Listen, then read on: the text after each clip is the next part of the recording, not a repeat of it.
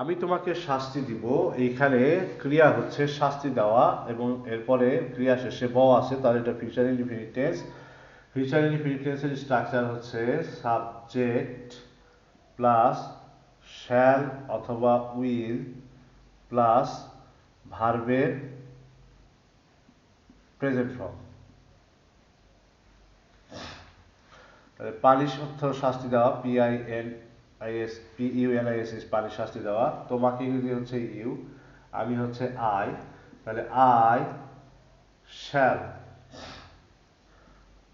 Punish you. এই একই বাক্য যদি লিখি, আমি তোমাকে শাস্তি দিবই,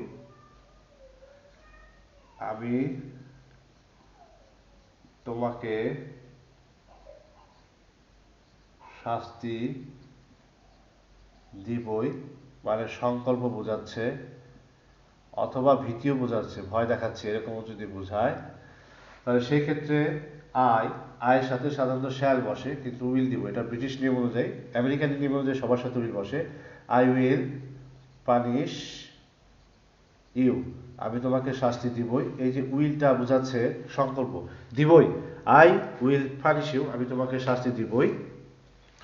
আই উইল পানিশ ইউ, আমি তোমাকে শাস্তি দিবই। আর আমি তোমাকে শাস্তি দিব, I shall punish you. Thank you.